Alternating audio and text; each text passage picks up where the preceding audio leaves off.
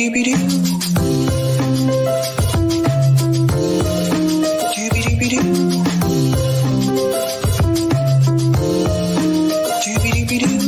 your host, Sabrina Salvati.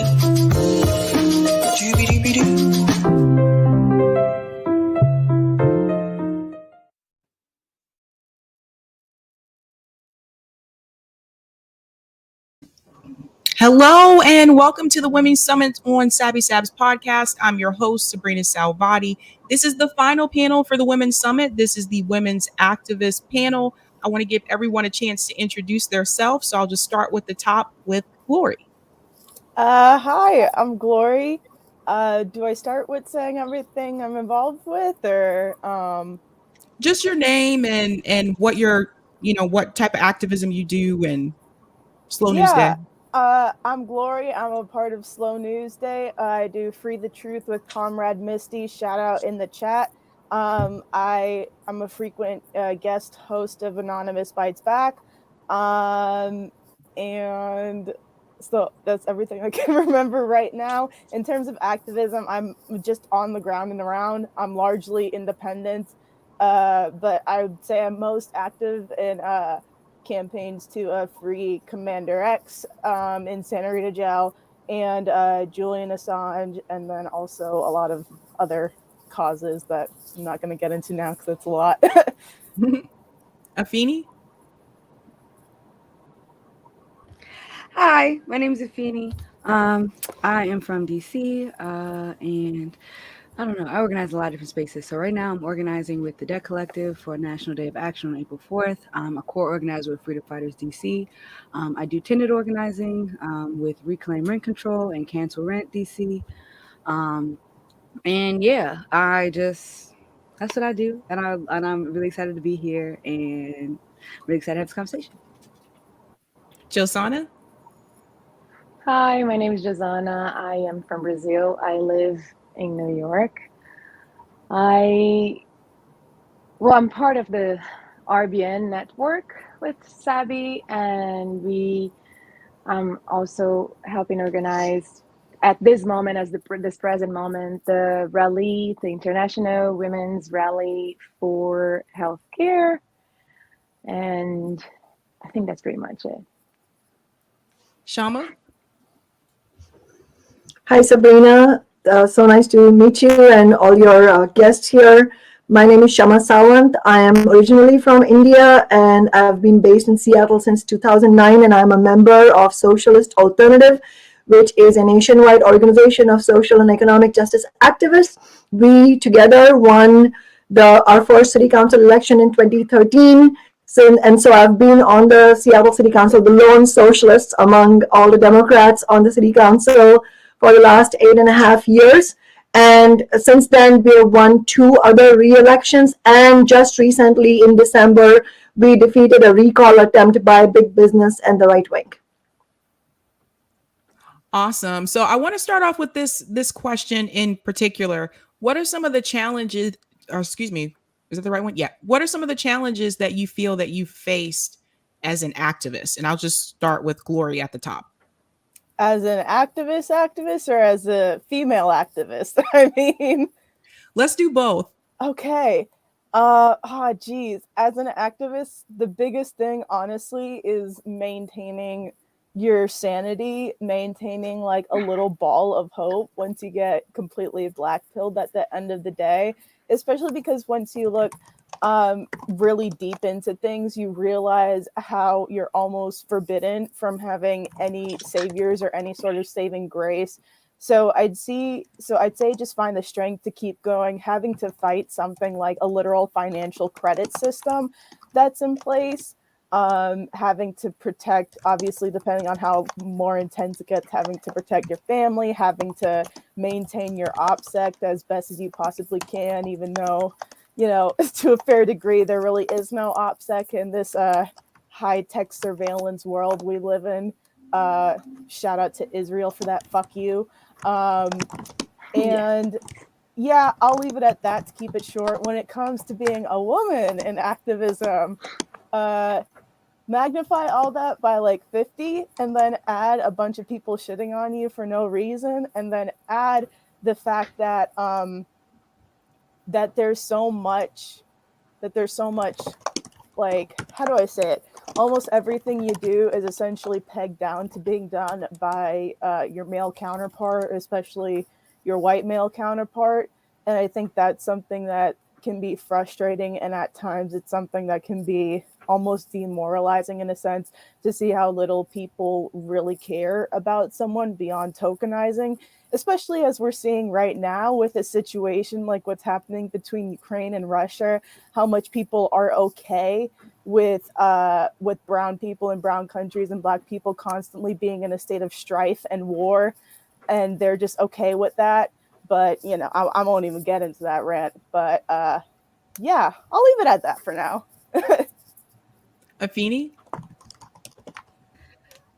Yeah, so as you know, I don't separate my identities. I'm a black queer activist at all times. Like that's just who I am. That's who I was born being, you know what I'm saying? So as a black queer woman in this space, like one thing I can definitely say is, like the level of dismissal that I've experienced in this space has been really eye-opening, especially considering that this is supposed to be a space where we're all standing in solidarity with each other. We're all listening to each other's issues.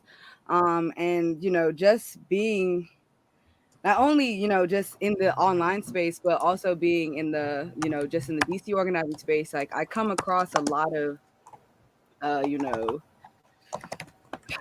people that just don't acknowledge intersectionality at all. Like, I'm a radical black womanist. Like, I'm not a feminist. Feminism is for white women. Period. I am a womanist, and it's because it's more inclusive of all women. It's more inclusive of trans women and all feminine identities. So yeah, like I'm not about to sit up here and pretend like my experience isn't very real as a black person. And until we as black people, I will say until we see some real solidarity, like I can tell y'all that it's gonna be very hard to pull black women like myself or other black women that are, not as quite not quite as far to the left as I am. It's gonna be very hard to pull them into any other movement space if you're not actually willing to take our demands and our experience seriously. Period. Even in the chat right now, like I will call people out by name. Y'all know me. Don't play like that. Josana? Uh, I think there is misogynoir, which is present every day, like the air we breathe. And I have a certain difficulty with like this activist kind of situation being something that's separated from who I am, because it's not like I didn't become an activist. I was born a person that had to fight for my rights because I'm born black in South America. So I don't know other way to exist if not fighting to exist. So, and also then there is the next barrier, because it's the immigration situation. I'm not from the US. I migrated on my 30s, and I face walls everywhere, especially because I am from a culture of fighters that we just get together, we listen to the elders, and we put our bodies in the front line so we can protect them, and we keep on fighting. And the US is a very corporate country where you are the activist, that you do this or that and you do this organization or that. No, I'm on the field.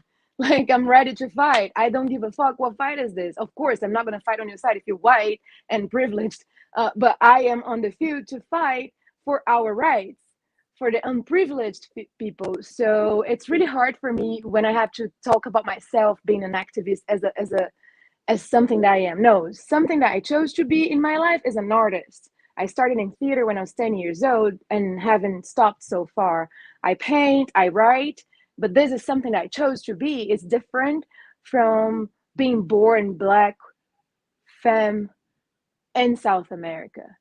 So yeah, I think, and the biggest barriers in the US is the culture barrier, the language, because I'm probably saying so many things wrong right now, and the fact that It's such a corporate country that gets everything, even freaking art, and put in little boxes, and we have to like fill up the blanks and like do stuff and like have a name and no. And I'm kind of ready to explode it all. Yeah. Shama, what would you say have been some of the challenges you faced as an activist?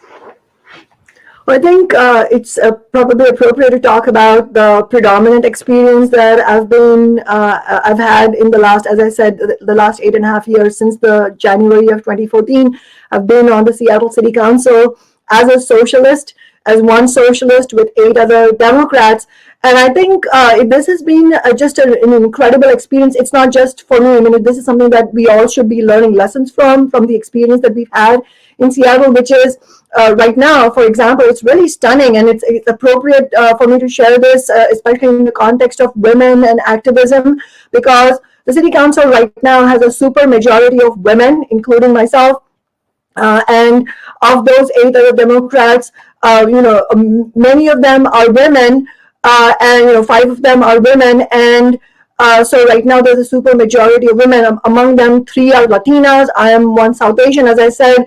But ultimately, and this is what this experience really demonstrates, and this is a really important take-home lesson for all of us, is in terms of understanding who's on our side and who's not. It's not on the basis. It cannot be decided on the basis of an individual leader's personal identity, in the sense that they are all, as I said, it's a super majority of women. There are 3 Latinas on the city council, and they are all Democrats.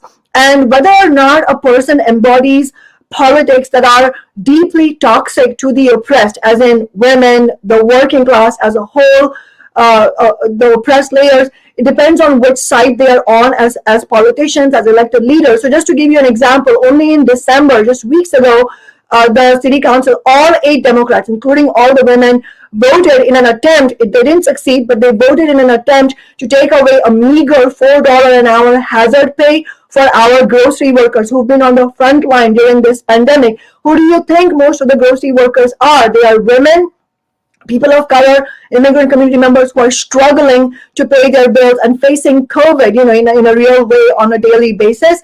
And just this past Tuesday, just days ago, all these Democrats, except for 2 of them, they voted to end the eviction moratorium, the pandemic eviction moratorium, which was a very, very important and basic lifeline for our most vulnerable community members. Feeney mentioned the renters' rights and the cancel rent movement. This eviction moratorium has been a victory of that movement. And here you see women voting against maintaining a basic lifeline of protection for our people. And if you look at who faces the eviction the most, it is Black women-led households and the most vulnerable working class people as a whole. So in other words, I would say that the only way to do this work and overcome the challenges we face individually is to understand that our backbone is going to be political clarity. So one, we cannot do it alone. And that's why whatever we have won in Seattle, including the $15 an hour minimum wage, the Amazon tax to fund affordable housing by taxing big business, all of these have been victories that we have won collectively through building movements that are independent of the political organizations that support the interests of the ruling class. So meaning independent of the Democrats and Republicans both. Well said. This leads me into electoral politics, because last year we did the marches for Medicare for All. They were in about, I think, like 48 cities across the country. Some of the things that were said to those of us who were organizers and volunteers and speakers at these events was that it didn't make any sense for us to march because that wasn't going to change anything. And so I have to ask this question: which do you feel is more effective in creating change, direct action or electoral politics, and why? And is it possible that they could work together? So I'm going to start with you, Glory.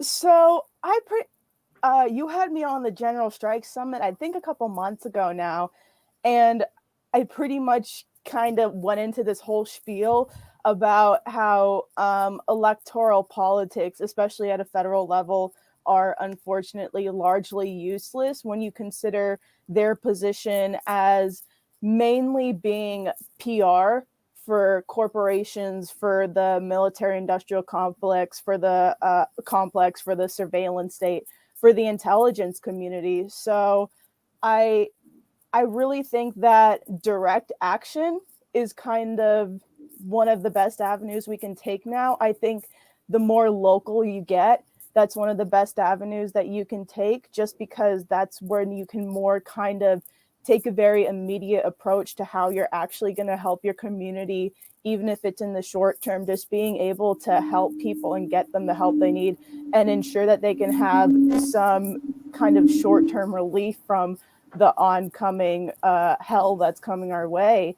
And I just don't really see kind of a tenable path for change through Congress, through a hyper imperialist, racist, corporatist, classist, however you want to say it, Congress. I think they're too tied to corporations, and that's proved when you see something like the appendices for the report from the National Security Council on AI, literally writing bills for these people, how these think tanks literally write bills for Congress, how corporations get together with think tanks to literally write bills for Congress, how large international corporations and organizations like World Economic Forum or IMF or the UN, they direct legislation for Congress. So in that sense, these large federal legislations are really just the PR at the end of the day. Executive power at the executive, they're, especially with a puppet like Joe Biden, they're really just PR for this larger class of imperialist, racist oligarchs and corporations. So I don't really see a tenable path to promote good change through electoral politics. So, yeah. Afeni?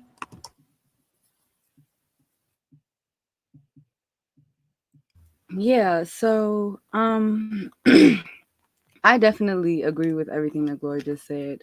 You know, as everybody knows, I have to do a disclaimer every single time I talk about this. Yes, I work for a Democrat. Yes, I work for an electoral politics. Like I work for a campaign. I'm a campaign manager. I feel you. Okay. Yes, I be side-eyeing myself sometimes. I get you, but you know, I genuinely believe, and even my candidate genuinely believes, like without there being a movement on the outside, there's no change that's going to happen on the inside. Social movements do not start, begin, or end in Congress. Period. So I just don't really understand like why there's a certain faction of the left that has completely given up on direct action, because exactly what are we supposed to do while they continuously like defy their word, while they continuously spit in our faces and deny us humanity? Like, what are we supposed to do? Are we supposed to just sit back and take it? That's what they're planning for us to do. They're planning on us to be complicit in this in this system. They're planning for us to continue to labor in this system, create the wealth for them that they're going to steal from us. Like that's what they're betting on. Period. So at the end of the day, if we are not out in the streets and it's not marching, it's not chanting, it's not making up cute, rhymes, like that shit's cool. I do it too. I live in DC. Of course, I'd be at all the protests. We be out there real performative. That shit is cool. But now it's time to start organizing to withhold our labor. Now it's time to start organizing to withhold our taxes. Now it's starting to start organizing to say, like, so how many millions of y'all are going to be in the streets on Monday? Who's the next group that's going to be out in the streets on Tuesday? Because we need to rest. You see what I'm saying? Rest is revolutionary. But yeah, that's just where we need to start. That's where we need to start getting to. Like people talk about third party solutions, and I feel like we're skipping a step. There can be no third party if there's no organic social movement to support it, especially in this country, especially in a country where there are a bunch of states that have closed primaries, especially in a country where the federal government is bought and paid for. So trying to do anything on the federal level before we have anything solidified on the local level makes no fucking sense. So like it's time to start actually organizing from there. And I genuinely feel like people think that this is something that's going to take years and years and years. There are plenty of labor organizers that can tell you that that's the exact opposite. Like we can definitely pressure them into doing this a lot faster than we think it is, but it's about putting in that revolutionary work to actually get there. It's about putting in that real direct action to actually get there. And if that means that we're gonna have to be a little uncomfortable for a little while we're building this bridge into that beautiful, while we're building the bridge into that new world, then I mean that's just what it's gonna have to be. But I can tell y'all right now, none of this private property, none of this infrastructure, this Wi-Fi, none of this shit is worth it. Because at the end of the day, the basic things that we need to survive in this country, we are deprived of. We are deprived of. And I cannot force these people in Congress and all these other elected positions to do right, but we can all make them uncomfortable as fuck why they do wrong. And how you make the ruling class uncomfortable? You hit them in their motherfucking pockets. Period. So that's where I'm at. Let's start organizing for that. Period. Josana? Yeah, I don't believe in any form of existence organization of the capitalist imperialist world. So no, electoral politics is shit. Sorry, Sabby. It's like I like to make a parallel because I came to the US very like in my adult life. So I like to make a parallel. Like when people appeal to the word democracy in order to make us vote, I just remember that in South America, we were bullied and forced by the USA into the military dictatorship in the 70s.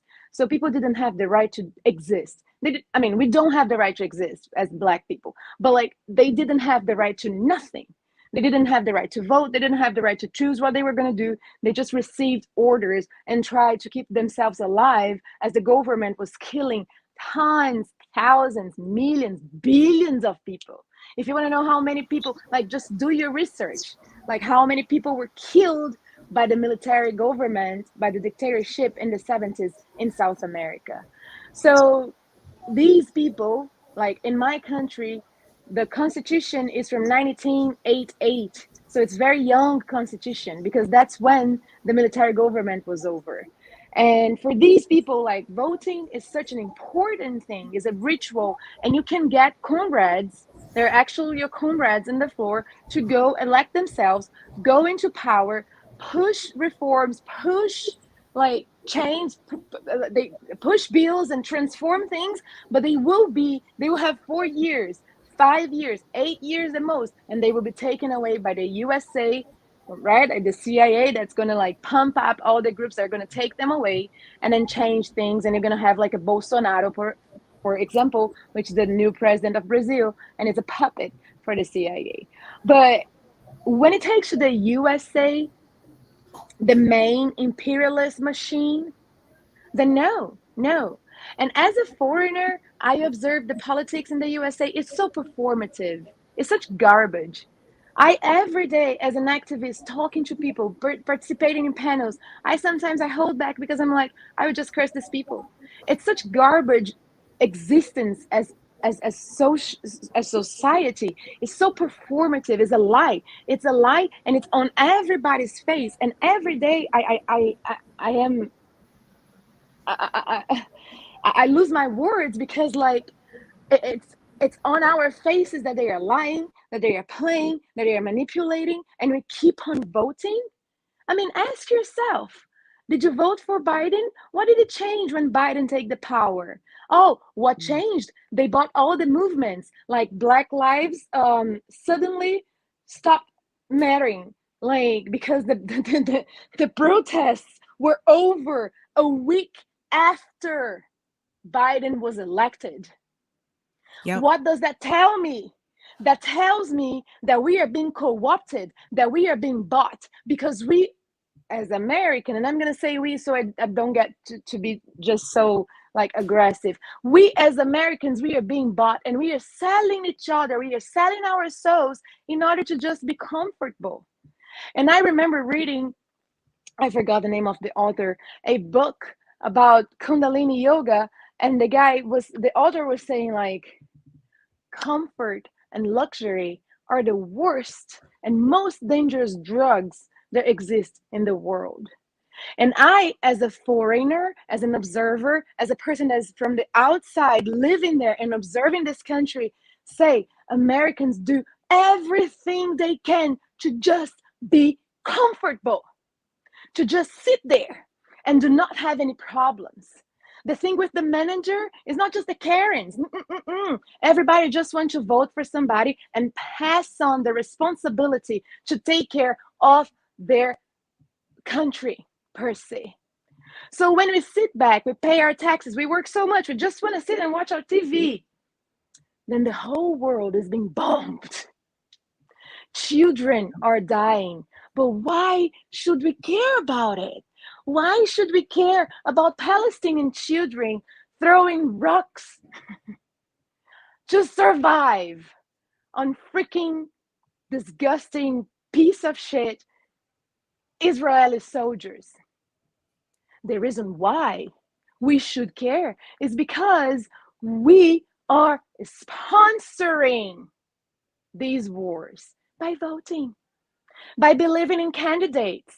And come on, like, are we really believing it's a duopoly? Do we really believe that it's two parties?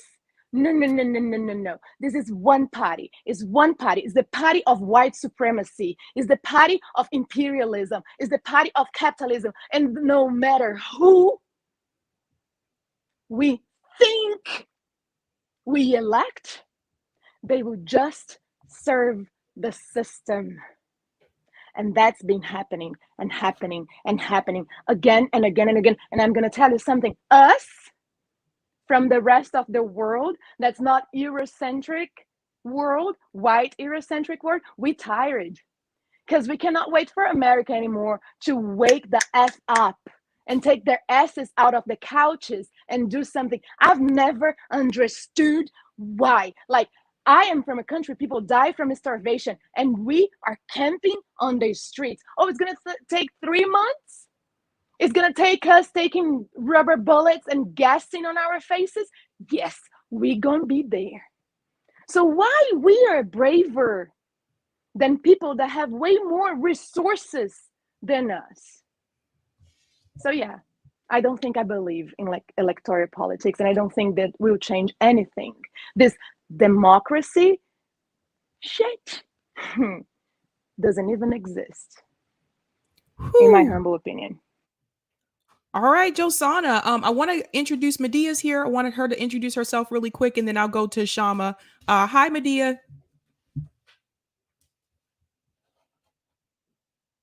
Oh, I think you're muted. You're muted. Yeah. Okay, hi. Nice to be with you all. So sorry I'm late. We've been in a Cuba caravan event, got stuck in traffic, but great to be with you all. And wow, that was a fiery talk you were giving, Josana. Good to be with you. Medea, can you tell everyone a little bit about Code Pink? Oh, yes. I'm sorry. I'm one of the co-founders of Code Pink. We're an organization that started to try to stop the U.S. from invading other countries after 9/11 and causing the kind of death and destruction that we thought would happen when the U.S. invaded Afghanistan and then went after Iraq. And we've been trying ever since to build a anti-war movement in the United States that would recognize the dangerous role that the U.S. plays throughout the world in fomenting militarism. And we have a campaign trying to cut the Pentagon budget. And we're involved always in trying to see how we could link up with people in other countries around the world to stop the foreign policy that is so dominating the rest of the world. So thank you for having me on with you. Thanks so much for coming on. So Shama, I'm asking you this question now. Which do you feel is more effective with creating change, direct action or electoral politics? And can they work together? Thanks for asking that really important question, Sabrina. And also in your question, you said that, during the marches for Medicare for All, one of the criticisms was that a march isn't going to change anything. I mean, the idea that a march could not change anything could not be farther from the truth. And obviously, we're not talking about one march. The point is, can direct action actually bring about change?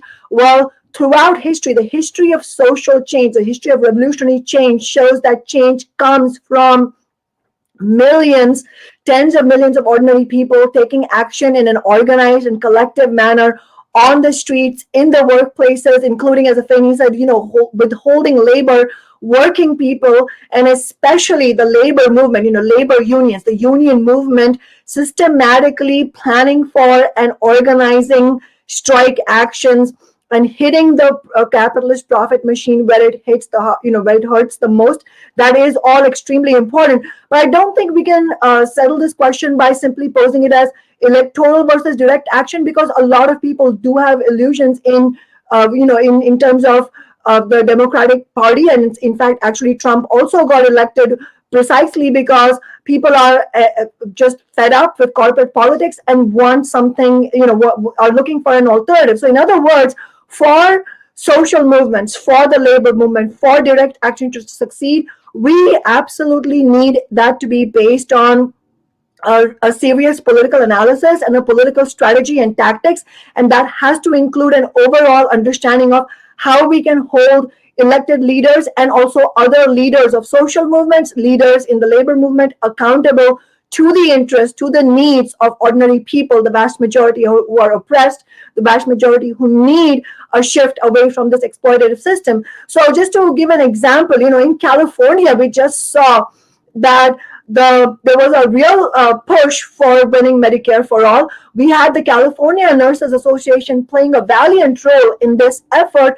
But what did we see just weeks ago? This Assembly Bill 1400, the bill that would have cleared a pathway for single-payer Medicare for all style healthcare in the form of CalCare, it suffered an ignominious defeat. And why is that? Because at the end of the day, the movement, and it's not that there wasn't a movement, there was a movement. The labor movement did play a really important role. But at the end of the day, if you don't have the correct political strategy, it will end in defeat very likely. And that is exactly what happened in California, which is, in other words, you can have marches on the streets, but at the end of the day, if our leaders, the leaders of social movements, end up placing their own faith in the Democratic Party and telling us that we should place our faith in the Democratic Party, that will come up in collision with the real interest that the Democratic Party represents. So what happened in California, Assembly member Ash Kalra, who is a progressive Democrat, ended up selling the movement out. Why? Because he was not willing to even bring the bill to a vote, because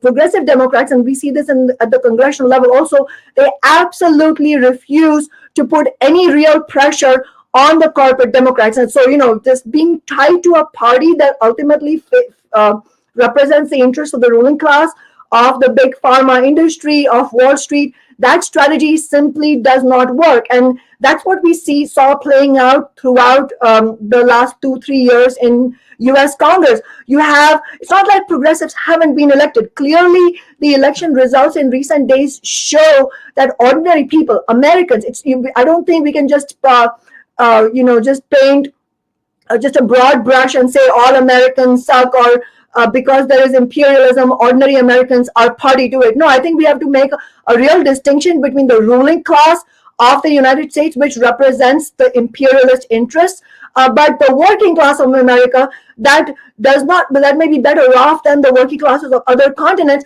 but still is being deeply exploited, and the interests of the American working class are actually tied to the interests of the working class internationally. And so it is extremely important that we understand the class differences and the class alliances that are at play here under capitalism.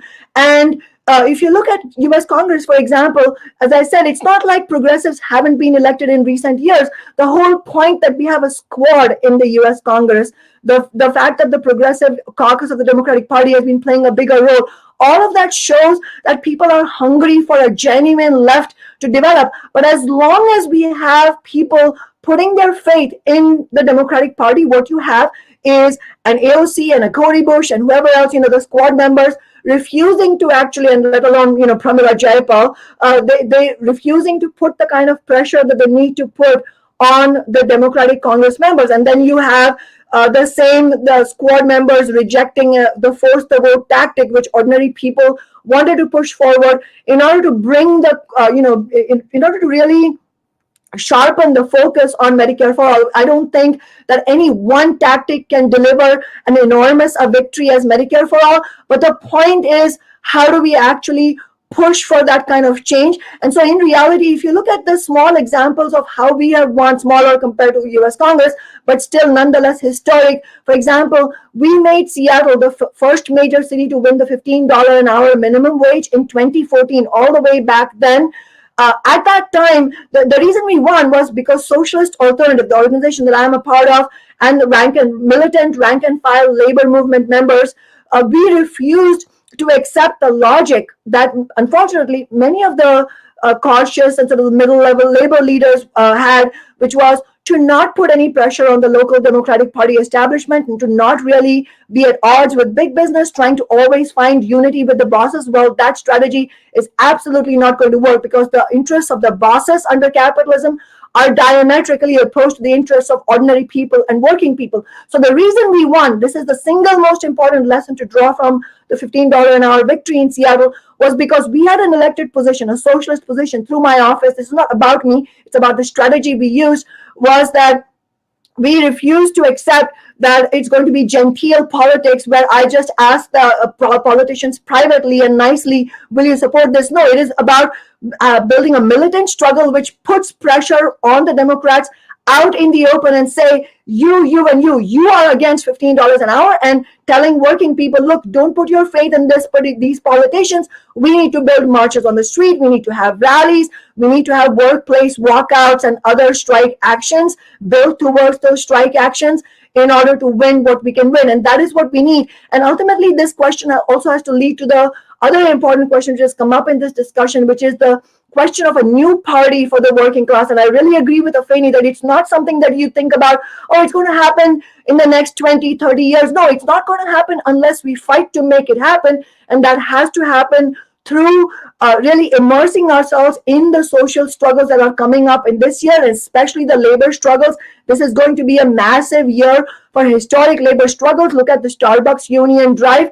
All of this is going to be a crucial component of building the future struggles, but it's not going to happen automatically. We do need political clarity. And so, in other words, what we need is in social movements, in the halls of power, and in the labor movement, we need rank and file led movements that are independent of the Democratic Party. And we need to elect our own leaders who understand that their loyalty is not to some power structure by the Democratic Party or somebody who calls themselves progressive, but to the ordinary people who are out there who need our help.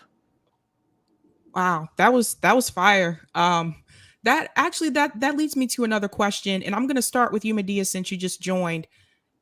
How do all of you feel about the progressives that got into Congress that came from activism that still are not organizing on the outside anymore, such as Cori Bush? That's someone who came from activism, from Ferguson, from BLM. And it just seemed like once she got into Congress, going into the Democratic Party, all of a sudden the organizing on the outside stopped. So Medea, I want to get your opinion about that. Well, in some ways, I don't put the blame on them, because that's what the power structure does to you when you get inside there. It just sucks all the life out of you and puts you into this bubble that everything is supposedly determined by what goes on in Washington, D.C. I think it's more that, what Shama was saying about we need stronger movements on the outside that are really pushing them.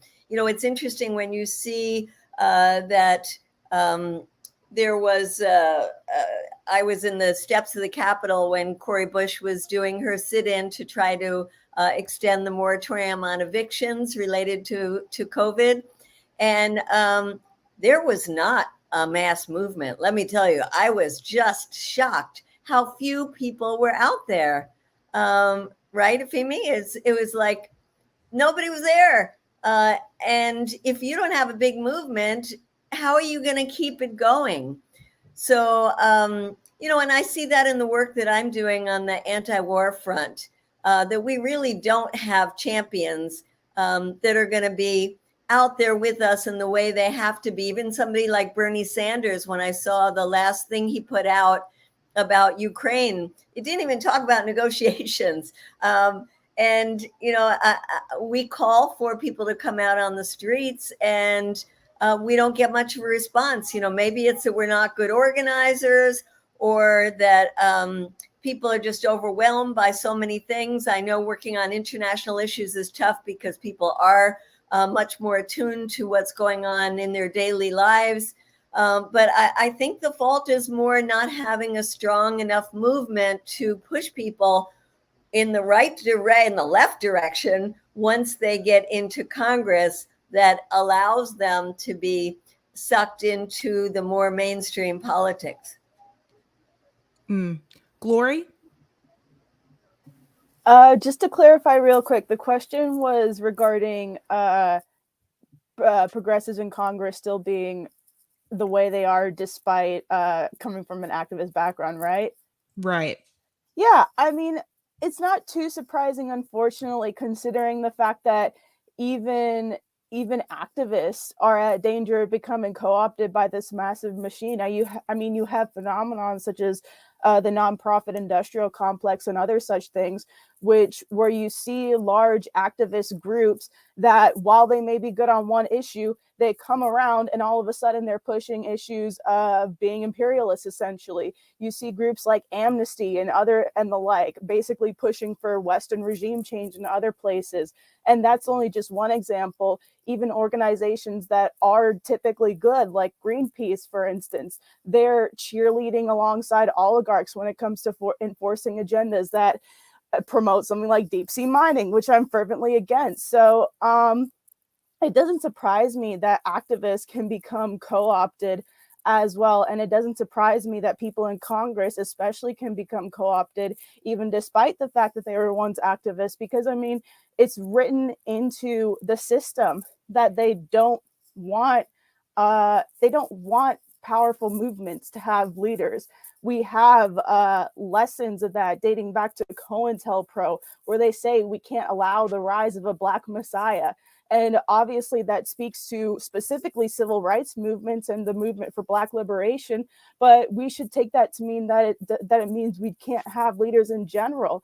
I mean, you can't, as an activist, the moment that you become any sort of leader, you're a target for co-option. So it doesn't surprise me at all that happens, especially once people get into such a racist and corporatist and intelligence community powered Congress. It doesn't surprise me to see that people can still become co-opted despite having a background of activists, because yes, activists themselves can become co-opted. Look at the background of a pimp like Jesse Jackson. Look at the background of a pimp like Al Sharpton, in contrast to someone like Reverend Annie Chambers, who you never hear about, who to this day is feeding people in Baltimore, yet you never hear about her because she hasn't been co-opted, unlike some of these other figures that I just mentioned. So it really, like I said, again, it just doesn't surprise me that people who can come from an activist background can still be co-opted, because not only is it within the nature of Congress to do so, it's unfortunately something that you have to look out for while you're in activism, because the forces of co-option and corporatization and tokenization and imperialism, and especially the damn white savior complex, is so fucking high in activism that I don't want to say it's dangerous, but it's a danger to anybody in activism that pushes you away from the actual cause, that tries to rip you away from your actual conviction to something and get you to focus on more shallow things. And the moment that happens, the moment that you start focusing more on a brand, more on commodification than anything else, that's when you become co-opted. That's when you start saying shit like, oh, I'm going to promote this worthless piece of legislation instead of fighting for the people. Oh, was that I can be an imperialist on this issue if it means that I can maintain my standing with the right social class. So I'll just to wrap up that whole point. I really that's really where I stand when it comes to politicians who used to be activists, because activists can still be politicians themselves, especially. And I don't want people to forget that anybody, unfortunately, who has a conviction like that is a target to be to be co-opted, because that's just the way that the system moves. It moves to try and dismantle worthy causes before they can ever materialize into something big, before they can ever, bring about and manifest change. So that's something that you just have to look out for. And because of that, I'm really not surprised to see that former activists can become soulless politicians. Well said. Afeni? I feel so bad for my good sis Cori Bush. I do. Because you know what? It's not like she's so detached from her activist roots. It's a large part of the fact that it's very hard to fight against a party that you're a part of, but you don't agree with. And that's just reality. Like I honestly and maybe it's because I've spent, time with her and I just have a personal bias. I'm gonna be very clear about that. But I genuinely believe that Cori Bush is one of the only ones that genuinely means what the fuck she says, because she does come from the same type of background that I do. Yelling and screaming at police officers, radical activism, not what AOC was doing, walking around and doing regular old canvassing. That's not enough. You see what I'm saying? So for somebody, who comes from the same type of background as I do, getting arrested and all that stuff, those memories stick with you. That trauma sticks with you. And I feel at this point, if the progressives in Congress, well, I don't even just the progressives in Congress, my good sis Cori Bush, only thing that I want her to do at this point is leave the Democratic Party publicly and start her own third party. That's it. We don't agree. We're not friends. We don't none of our policy positions are the same. I would love to see my good sis just say, you know what? The same way Justin Amash stepped away from the Republican Party, y'all niggas is wilding. I feel like she can do the same thing. No, I'm not an imperialist. Because, a couple of weeks back, Cori's office did reach out to me to start, to talk about anti-war stuff. And she was shut down by the Democratic Party.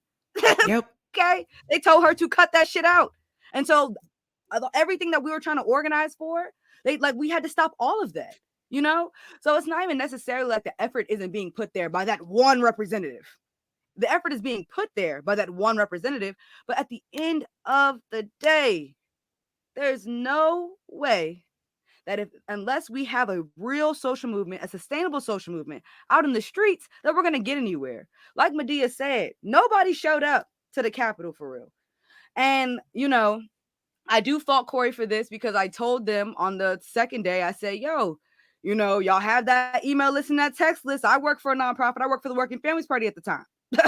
Y'all can use that to turn people out. I work for a campaign right now. We used it to turn people out because we were doing mutual aid and giving out toys for Christmas. We if I can text my constituent base to do that, y'all can definitely text your constituent base and say, hey, come outside.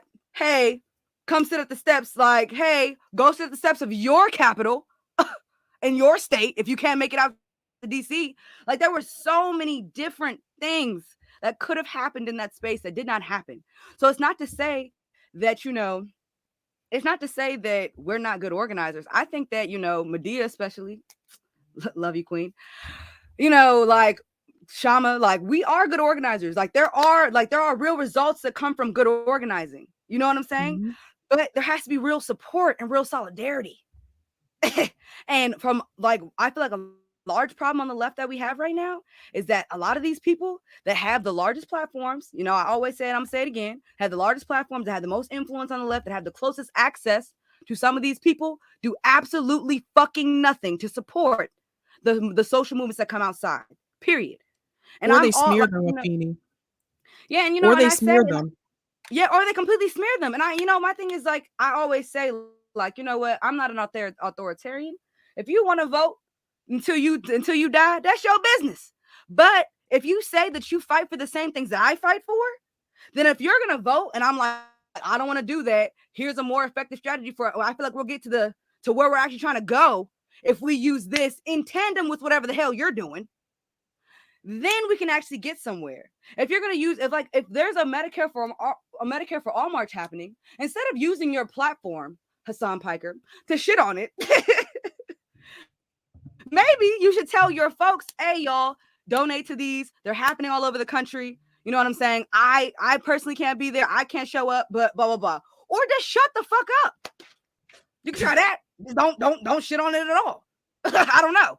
Like, I really feel like, you know, I really feel like the reason why so many people hang on to voting is because it's the easiest, most accessible thing that Americans feel like they can do. Period. If you're a working class mom that's a single mother that has 3 kids, you work in a couple jobs, you probably don't even get off for voting day. So you have to take time out of your day on voting day to even go and show up to the polls. And that's what you're doing, what you feel like is your little act of resistance. Little do you know that shit is not going to change anything. But I know me personally, like, you know, I'm going to be radically honest. Like, sometimes I look up and all of this shit is very overwhelming. It's a lot to shoulder.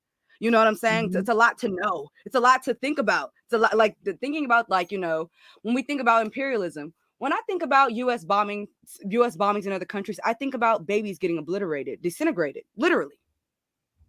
That's what I think about, because I know that's what happens. But a lot of Americans, they don't think that far into what's going on. Nope. Even right now, we see what's happening. People take whatever the fuck they see on mainstream media and they run with that. So as organizers, the best thing that we can do right now is combat that propaganda by actually getting out in the streets and talking to real people, meeting people where the fuck they're at, whether that's, you know, going to people's jobs and talking to some, like, not every, over 80% of people are not in unions, y'all. So it can't just be union outreach that we're doing. There are a lot of workers that just, they're not in unions. So we have to do outreach in other places. So I honestly feel like, you know, I really would love if Corey would just quit her job and come out and be an organizer, or if she decided to just go ahead and break off the Democratic Party as a whole and do the third party thing, you know. But I think at this point, we need good organizers that are dedicated to the work. And we also need to show people that it is something that not only I can do, not only Medea can do, Shaman, like not only the Shaman can do, but this is something that you can do, that you can participate in. You know, this is something that, you know, anyone can organize. Anybody has the capacity to organize, because life in itself in this country is radicalizing. Period. Yeah. I'm curious, Shama, I'm going to start with you and then I'm going to work my way to Josana and go around.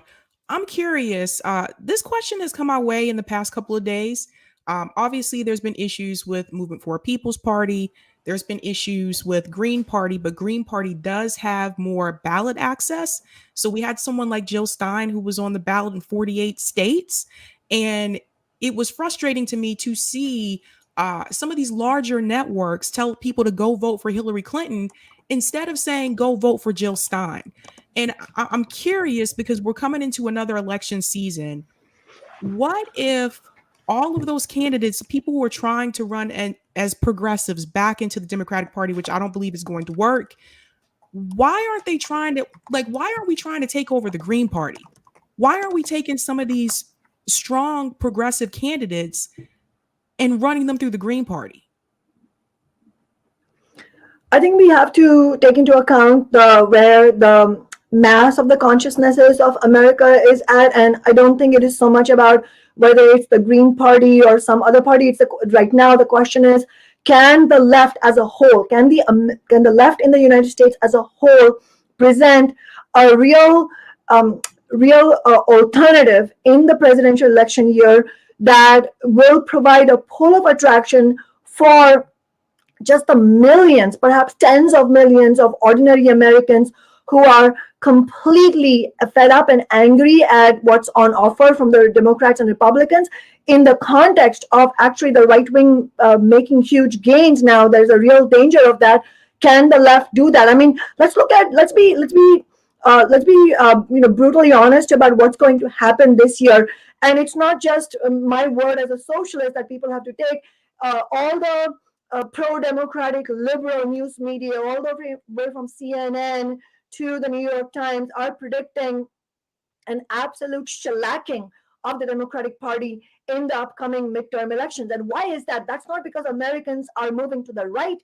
They're actually, as a whole, Americans are moving to the left. You know, if you look at the support for unions, it is stronger now, like by far, compared to the strongest by far compared to the mid 1960s. And you just had 2 years ago, you had the Black Lives Matter movement, less than 2 years ago, actually, in the middle of a pandemic, where 26 million Americans marched in multiracial working class solidarity against police brutality, against racism, against the system itself. So, that's the raw material that we have to work with, but putting our support tacitly or overtly in the Democratic Party does not work. So we need an alternative mechanism.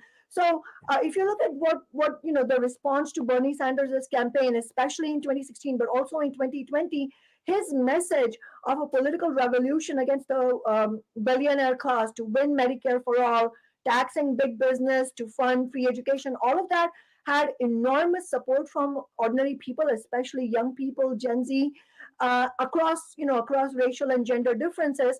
And yet, we as we had predicted, as socialist alternative, we supported his campaign, but we had said that the Democratic establishment will absolutely not allow you to be the candidate, Bernie, because this campaign for a political revolution is, you cannot run that from inside a party that represents the same billionaire interests that you are running against. And so what we wanted was for him to run, when the Democratic Party pushed him aside and made corporate candidate Hillary, and Hillary Clinton the first time, and of course Biden the next time, that he should run independent through the general election, and that he should use his campaign as the basis to launch a political organization, a nationwide organization that can be the beginning, sowing the seeds of what could become a new party for working people, independent of the Democratic and Republican Party establishments.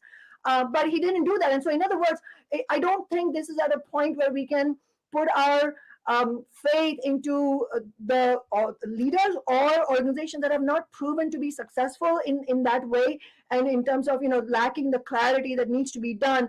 And so I think what we need is a sort of a renewed discussion. And I think a great starting point will be this year, in the midst of what is going to be major labor struggles.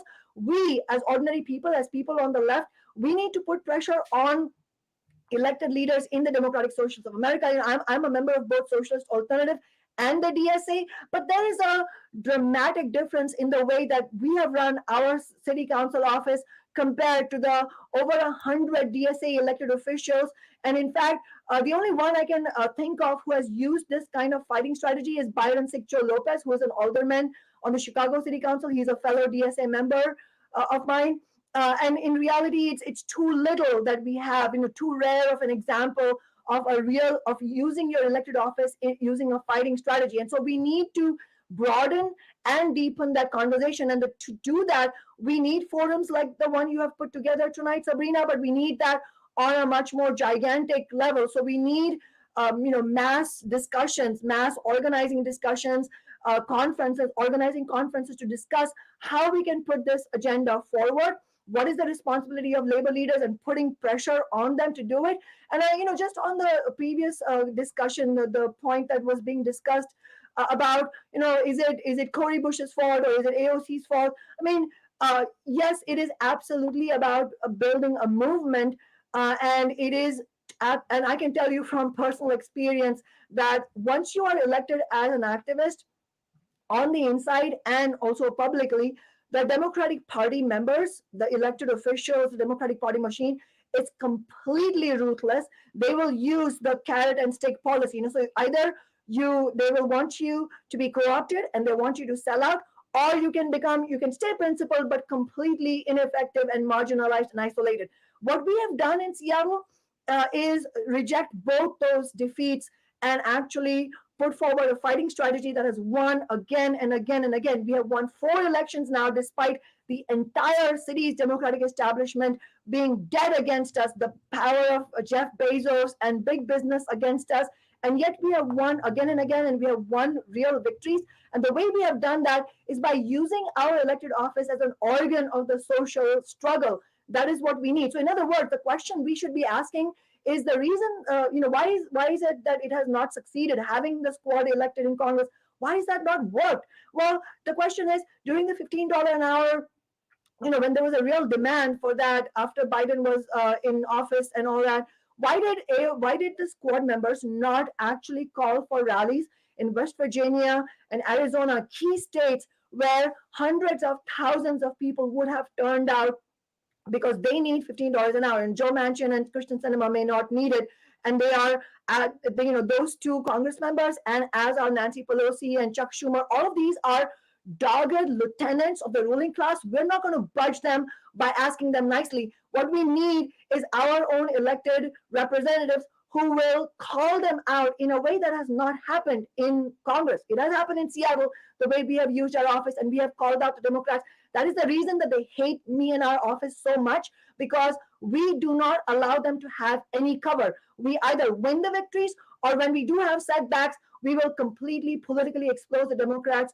for the selling out that they have done. That is the kind of, we need a recognition that capitalism is adversarial, in the sense that the interests of the ruling class come at the expense of the interests of ordinary people.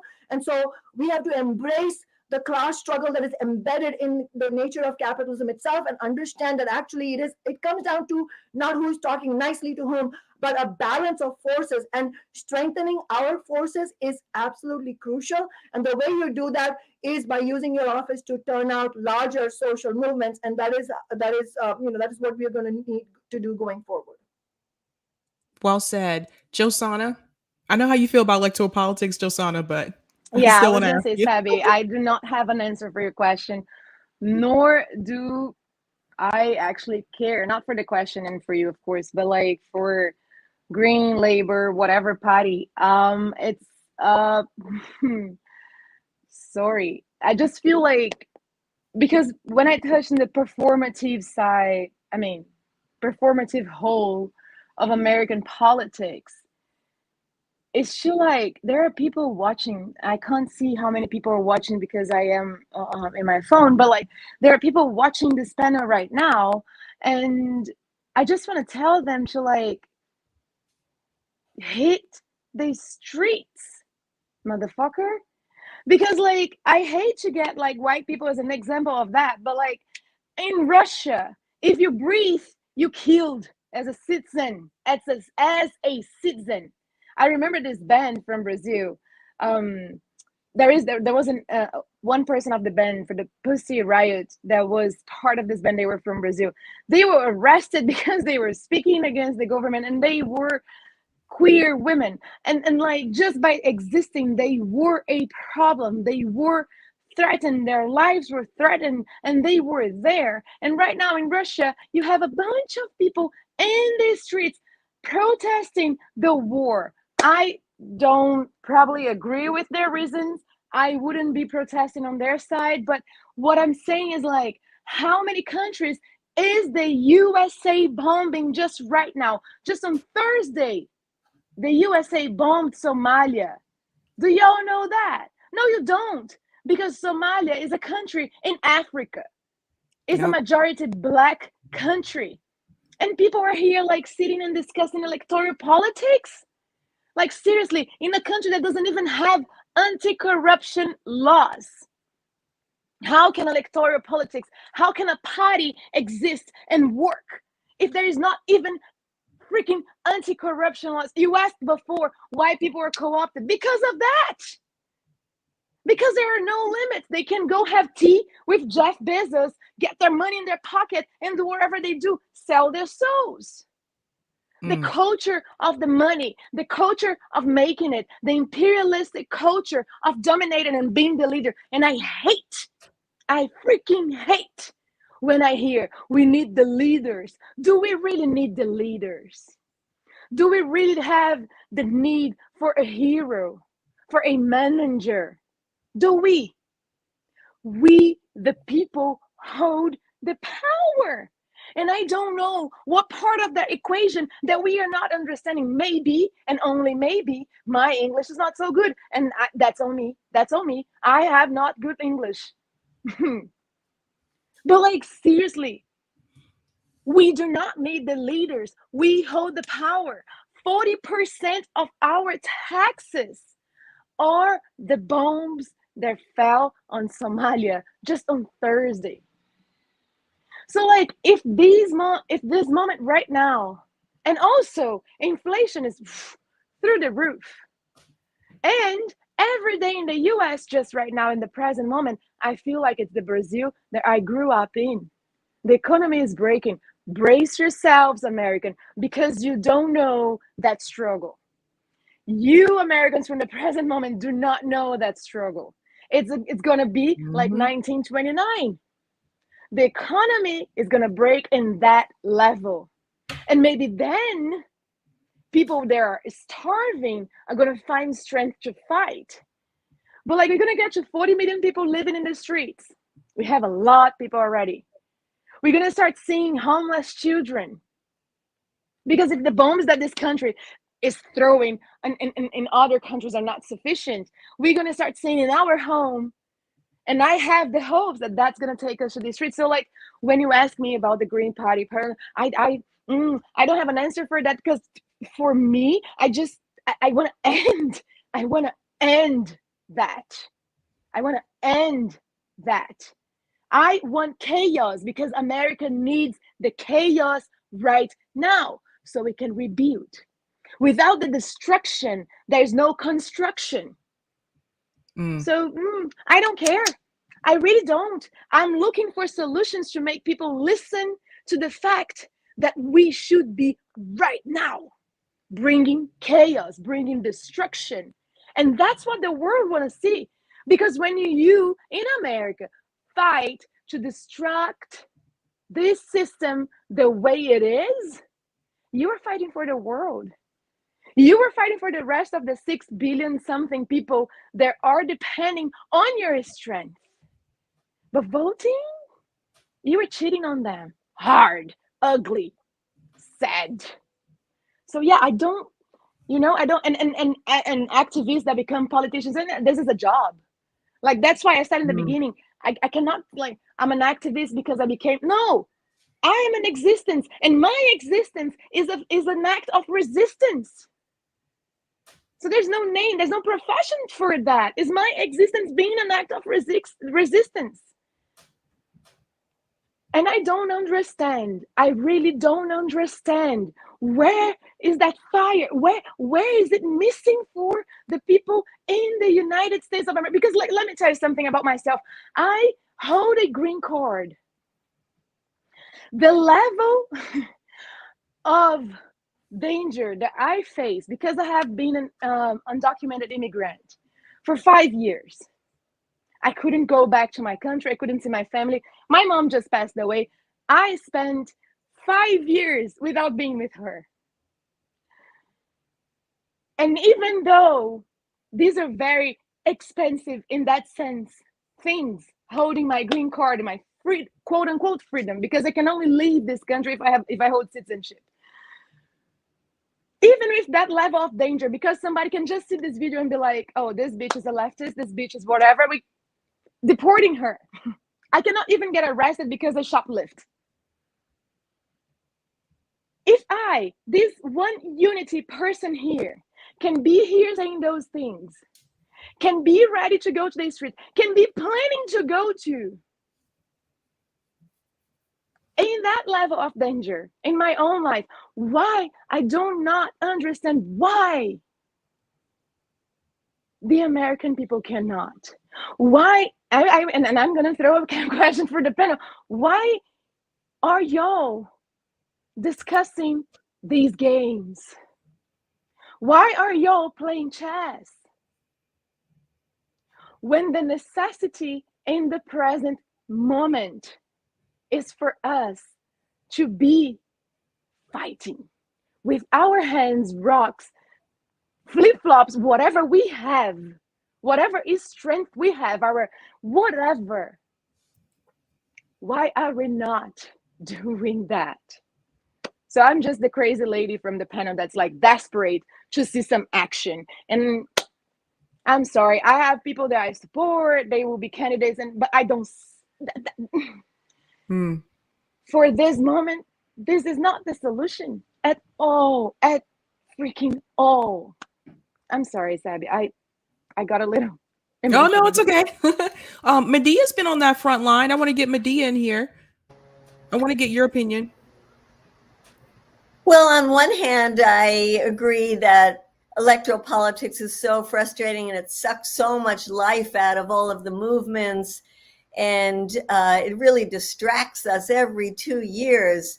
And it's interesting, Sabrina, what you brought up about the Green Party, because I ran as a Green Party candidate once a long time ago, in 2000, for the Senate in California, and it was such an eye-opening experience, because you really see how the system is so corrupt, and so all the ways that it keeps third parties from coming up, and then I feel like the Green Party took the wrong strategy. Instead of really focusing on presidential candidates, which just blows up in its face, because people then blame it for, things like victory of a Republican over lousy Democratic candidates.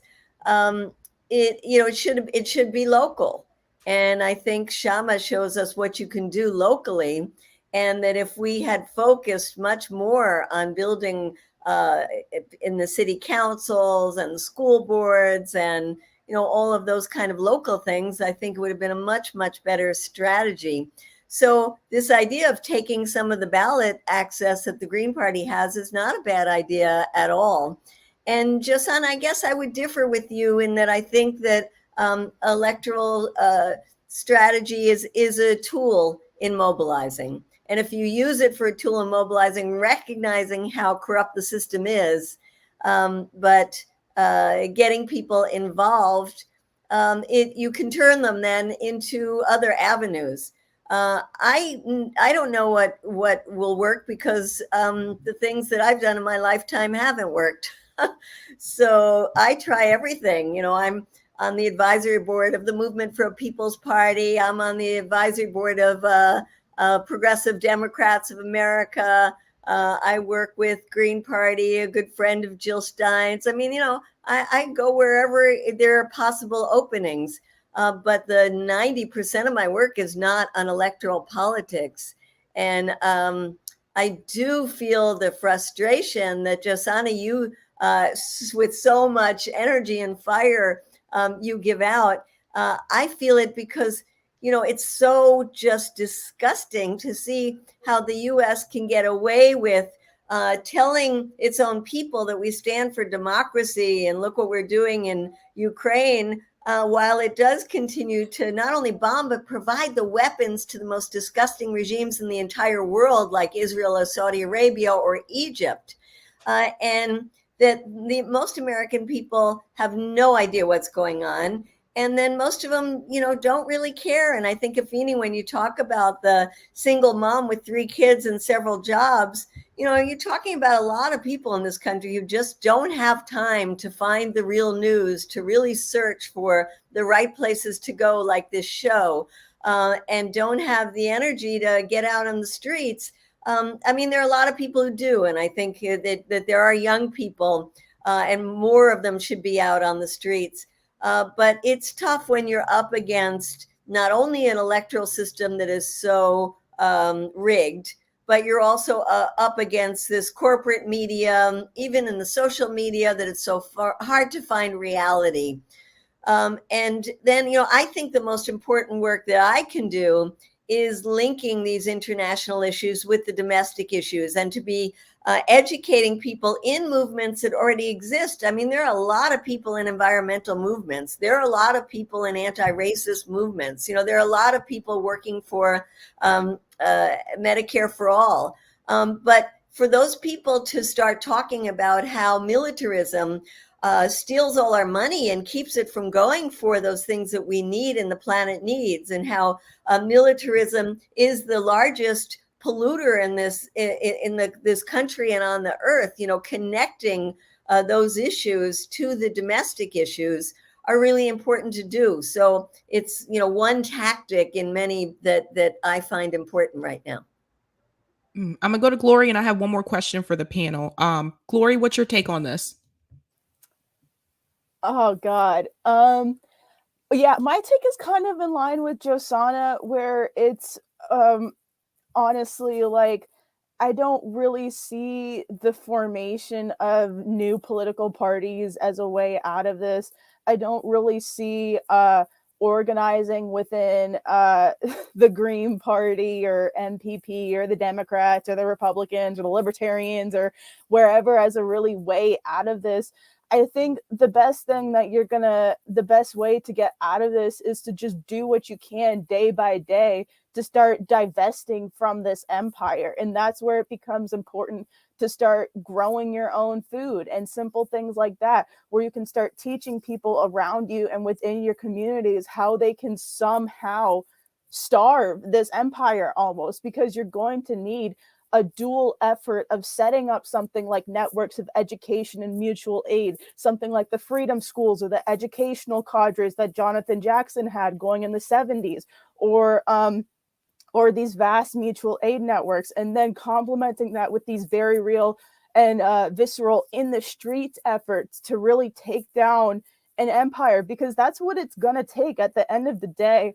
The unfortunate fact of something like an empire is it's not exclusive to the United States. Before that, it was Britain. Before that, it was Spain.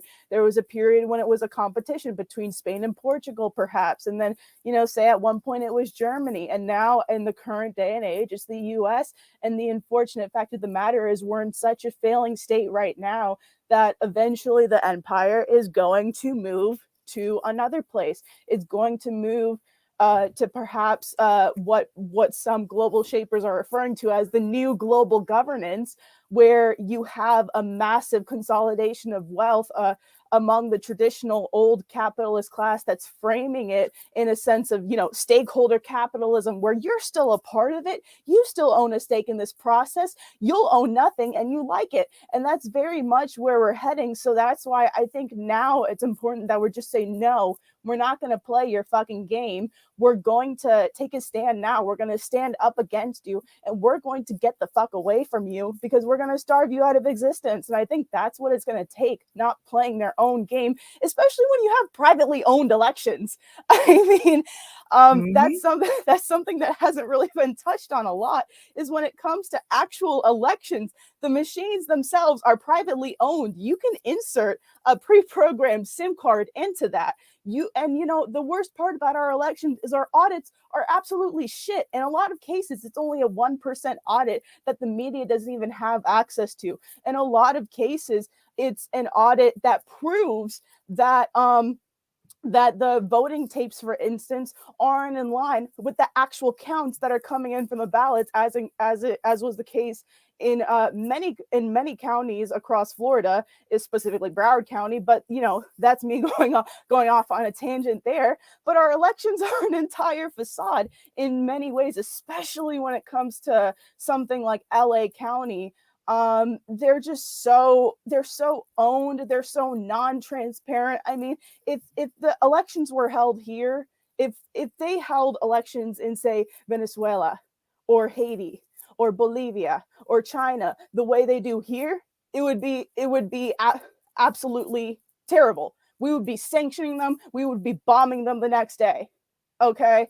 But here, because it's America, because we have this absolute sense of exceptionalism fueled by decades of imperialism and a completely pervasive white savior complex, it's okay. We just go with it. So I think in that sense, I just don't want to play their game.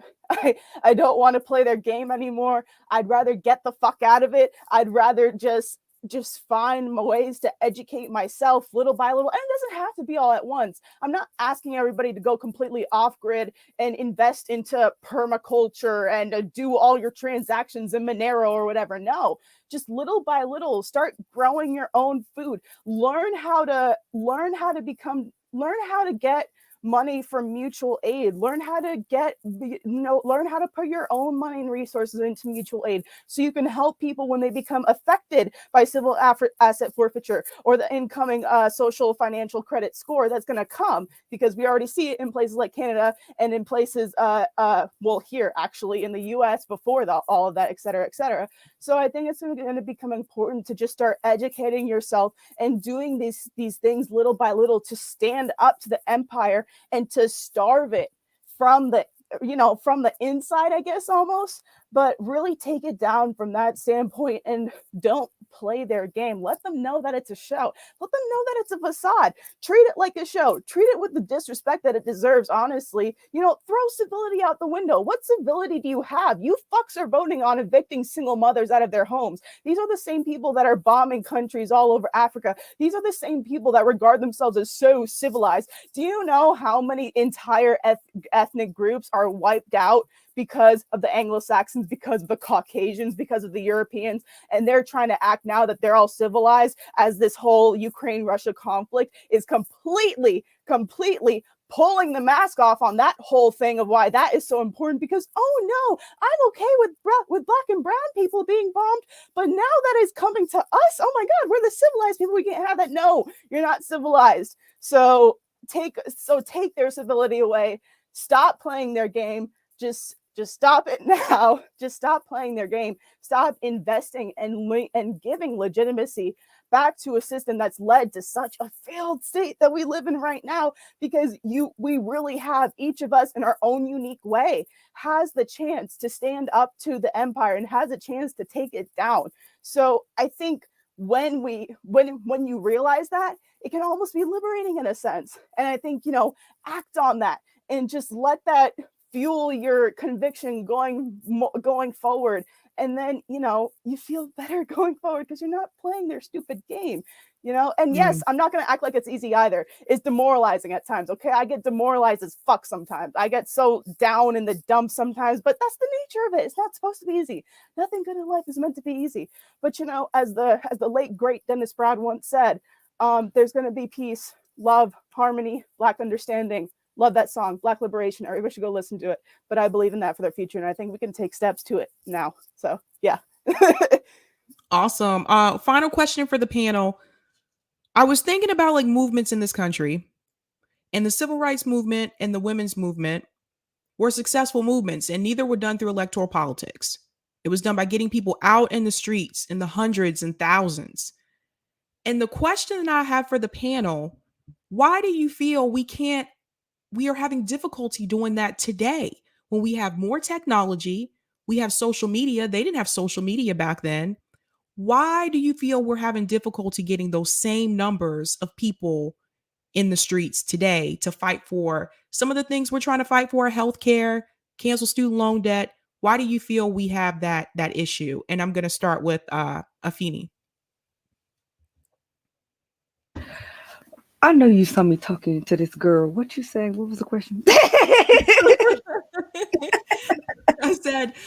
I said, why do you feel we struggle to get the same numbers of, protesters in the streets, like for the civil rights movement and the women's movement, even though we have more technology and we have social media? Okay, so I mean, first of all, as far as the civil rights movement is concerned, I think it's very I think a lot of context that people don't have is the fact that only 10% or something of the Black people actually supported that. So, and then on top of that, we had more community homogeny at that time. We had Black people at that time, it was we're all broke. You know what I'm saying? We're all broke. We know why we broke. We're all in the same space. We know why we're all in the same space. Now, I'm gonna be real with you. It's because people have really lost sight of what freedom looks like. And that's the reality. In this country, you know what I'm saying? Unfortunately, we live in a white supremacist country that's a capitalist country. So in this country, financial freedom is your freedom. If you have money, you're free. You see what I'm saying? But if you don't, then you're subjected to working three jobs at a time, because there's no such thing as a living wage. You're subjected to not having childcare for your children. Nobody watch your kids. You're subjected to probably worse school districts. It means your children aren't getting properly educated. You're probably, and if you're also dealing with some of these things, I promise you're probably dealing with some environmental inequity as well. They're either poisoning your water, they're poisoning your air, there's lead in your pipes. You see what I'm saying? It's different. Now I feel like now for Black people, I feel like the oppression is, of course it's obvious, but is it really? Because if it was obvious, I feel like a lot more of us would be angrier right now. But because we feel like there's some way, there's somehow that we can get through to the promised land through the white man's tools. That's the reason why the reason why so many of us are still participating in the system that does not give a fuck about us. You see what I'm saying? So I think that has a large amount to do with it. I think also that, you know, again, we're so hyper individualistic in this country. Like, if I cannot find a way to benefit from it, then people don't want to do it. Like, if I personally benefit from it, like, this is not me talking, but, you know, Americans, if it ain't me, I don't want it. Period. If it doesn't help me, I don't want it. If it doesn't make me money, I don't want it. If it doesn't help my stability in this country, then I don't want it. And it's like, to a certain extent, you can blame people because it's like some of this shit is so fucking obvious. Like, you can log on to Twitter right now and you can see a black girl getting brutalized. You can see Palestinian children getting you know, attacked by the IDF. You can see, you know what I'm saying? Like, you can just see it. You can see unhoused people in all these different cities across America. You can see, you know, the news about Somalia being bombed. You know what I'm saying? We're not talking about that. We're talking about Ukraine, though. I wonder why. Mm-hmm. But yeah, like, you can see all these things. And I think a certain amount of it is, again, like what I was talking about earlier, was like, you know, people just really feel like this is too big for me to handle. Like, even me as an activist, I'm surrounded by so many people that, you know, so many loving, great people, so many smart activists, so many smart organizers that have the knowledge that I can learn from. Like, I am honestly, genuinely honored to be in community with so many great people, right? But there are still days where I wake up and I'm like, damn, like, this is hard. Like, it is hard. And, you know, just really thinking about that, thinking about the fact that I don't have no kids, think about the fact that I'm only supporting me and I'm doing this job at the same time. Like, I could only imagine what it's like, you know, being a single mom or being somebody that, you know, is just in their own world trying to like survive in this country. You know what I'm saying? Like, how hard it is to collect that information. And even if you do, it's like, well, what the fuck do I do about that? This is something like, we're talking about, you know, illegal invasions. There was an anti-war movement back in Iraq. U.S. ain't learned shit about that because we've been invading ever since. There was an anti-war movement back in the 70s.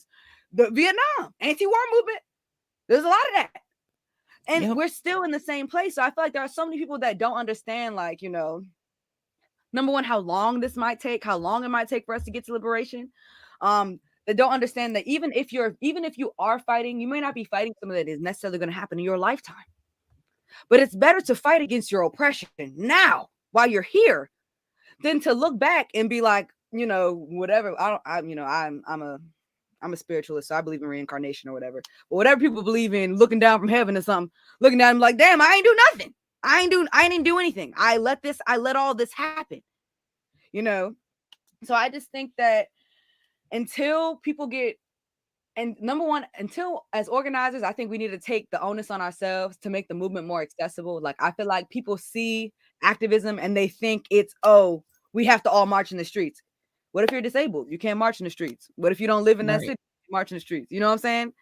Like, what if you're elderly? You're not marching in the streets, period. But you still want to support the movement. Like, I feel like as activists and organizers, we need to really talk about what activism can really look like in different spheres and different accessible levels. Like, you know, maybe some of y'all are just printing flyers and some of us handing them out. Maybe some of us is actually out there wheat pasting, canvassing, and talking to the community. Maybe some of us are just doing the social media side, doing the tech side. We need engineers. We need electricians. Okay, we need people that know how to do water filtration, that know how to plant, that know how to seed. Like, all of these things are important. We don't just need people that are out here in the front line being able to speak into a microphone. That shit is cool. You know what I'm saying? I'm one of the people that do it. That shit is cool. But at the end of the day, if I die, if any of these other people die, then what? We're gonna get demotivated again? No, we have to keep fucking going. So it's about building a system. It's about building a system that is sustainable, even if one of the people is doing like the advocacy work, because at the end of the day, that's like, there are people that are doing different types of activism and organizing. I do the advocacy part. I do the talking shit. I do mutual aid, but you know what I'm saying? Like, there are different parts to this. Yeah. So just really being open about that, really just being imaginative about what this can look like is just very important. And just one thing I wanted to say also, just really quickly, I know I talked a lot, but I know like as leftists, like we struggle to keep the hope alive because there's so many different fucked up things happening. But if we do not have hope, we do not have a movement. If we do not believe fundamentally in our souls that this system can change, then we do not have a movement. And I feel like a lot of people, like, we put our own stops to a lot of shit. Abolition is creative. Abolition is imaginative. Yes, we are abolishing this current system, but we are also building something better in its place. And if you're not sure what that looks like, start thinking about it. What makes you safe? Start what makes you feel safe. I promise you, police ain't gonna be on the top of the list. I swear to God. What makes you feel safe? What makes the community feel safe? And then work from there to start to see what safety can look like outside of a violent carceral system. It does not have to be like this. It really doesn't. It doesn't. Good point. Good point. Shama, why do you think that even though we have more technology and we have social media now, we're not pulling those same numbers of people out in the streets that we saw during the civil rights movement? I mean, we absolutely need to make use of technology and whatever other implements we have from today's day and age. But really, what's missing is the political leadership and strategy that the movements that you're referring to had. And, so if you look at how those movements developed and how some of the victories were won, how the victories from the civil rights movement were won, the major militant labor victories that were won, especially if you look at how the New Deal was won, it was not that it was given through FDR's largesse as we are taught in our conventional history textbooks, but it was because of general strike actions led primarily by socialist, by Marxist leadership, and hundreds of thousands of extremely courageous and self-sacrificing workers, rank and file led militant action. So it was all of that that put ordinary people on the stage of history. To make history, we need to we need to have that again. So in other words, what's missing today is that political clarity and leadership of understanding what it will take. I don't think that there is, like today, if you observe consciousness in America, I don't think that there is any lack of people being angry. I mean, as I said, we had over 20 million people marching on the streets for Black Lives Matter in the middle of a pandemic. The pandemic itself has opened the eyes of millions of people about how the system works and who's necessary. So many people have understood now that who's necessary for society to function is not these CEOs and these billionaires who've become over $1 trillion richer. It's your grocery store worker. It's your the workers at the hospitals, at the clinics, everybody from the doctor and the nurse to the custodial service worker who's making sure that the hospitals are clean and sanitary. So all of that is, really, the failures of capitalism are on display, not to mention the climate crisis. I mean, right now, the problems with solving the climate catastrophe are not, it's not like 30 years ago. It's not that the majority of ordinary people don't understand what this crisis is. We do. What's missing is the understanding of how to channel the anger, the frustration in society into into action that can win victories. So in other words, I think we have to talk about what the responsibility of the left is. And I think a crucial responsibility on our shoulders is to have a serious political discussion about, and it's not, when I say discussion, I do not mean a talk shop. I mean a serious assessment of what we will need in order to win victories out of social movements. I don't think we should draw the erroneous conclusion that Americans are not ready to move into struggle. Obviously, everyone is not going to, but that's not how history is made.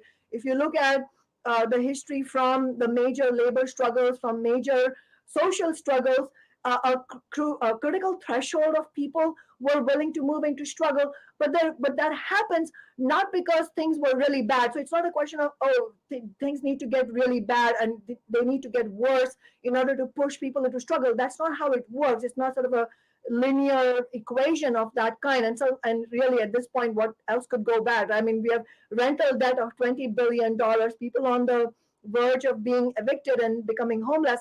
So the crisis is there. What's missing is for ordinary people to understand what strategy will actually deliver the victories that we want to see. I mean, I would really raise the question for the left. How is it that we are at a moment when we just had Striketober, which is basically an October of last year, which was historic because of the kind of labor strike action that came to the fore. We're in a year when Starbucks workers are unionizing, and if they succeed, then it will be nothing short of an earthquake in terms of the private sector, unionizing in the private sector, unionizing in sectors that have not had any kind of successful union struggle, let alone winning a decent contract for God knows how many decades. And so, how is it that we are in that moment when it's in our lifetimes it has never been more true that ordinary people are ready to move into struggle, and yet at that same time you're going to see a bloodbath of the Democratic Party, and Donald Trump just gave his clearest indication yet that he intends to run for president in 2024, telling the conservative CPAC conference that he won in 2020 and would do so again. So, how is that disconnect happening, that the right wing and deeply reactionary forces are going to make gains, and at the same time that in our lifetimes, this is the most that Americans have ever been willing to move into struggle and move left? That's that missing piece that explains that deep chasm is the lack of leadership. And I think that again, it's not a question of raising criticisms of individuals, although that does belong in any serious political analysis. But overall, I think what we need to understand on the left is that what we're working with today, the ideas, political ideas that are coming to the fore, they are a product of the last many decades of attacks by the capitalist system on, it's not, I mean, the way an exploitative system like capitalism works is not only by attempting to crush movements when they arise and crush leaders when they are willing to sacrifice for the movement, but also when movements do win certain victories, certain reforms are won, and we have a whole history of winning reforms under capitalism. What the system does is afterwards it both tries to snatch those reforms back, and that's why we're back fighting for abortion rights again, even though Roe v. Wade was won. But what the other thing that capitalism does, which is not completely visible and obvious to people, is the decades-long intellectual and ideological offensive that it has conducted. And it's not something that is in the ether, or it's not a conspiracy theory. It's actually a systematic approach that the system uses, and part of that is co-opting leaders, but it's not just one leader here or there. It is a systematic process of decades. And so, you have this, just as an example, to give you an example, this is not the only example. You go from militant labor strike actions that win victories and give you the New Deal to now what we have, which is predominantly ideas of business unionism, meaning you have union leaders, union bureaucrats, but for the most part, what they're espousing is what I would call ideas of business unionism, which is that it's the idea that, well, you ultimately can make unity with the bosses and win minor reforms at the margin, as opposed to really mobilizing the rank and file into militant actions, strike actions, general strike actions, all of that. So walkouts, starting with walkouts. We're not talking about people doing reckless actions, but planned and really organized action. So West Virginia teachers winning victories in 2018, that is the counter example to this business unionism, where for a year they really organized and politically empowered the rank and file in order to move into this majorly successful strike action. So that's the example that is the antidote to business unionism. So in other words, what we need most of all is a serious discussion of what kind of ideas, political ideas, what kind of strategy can actually win victories. And examples of winning such concrete victories will bring more and more people into the struggle, because people are ready to fight. What's missing is, how can we win when we fight? Agreed. Well said. I'm gonna go to Josana, Medea, and get Glory. And I apologize to all of you. I just realized the time. So I definitely went over time. So 5 minutes, if we can go ahead and wrap up. Josana, you're coming from Brazil, so I know you had larger movements than we've had.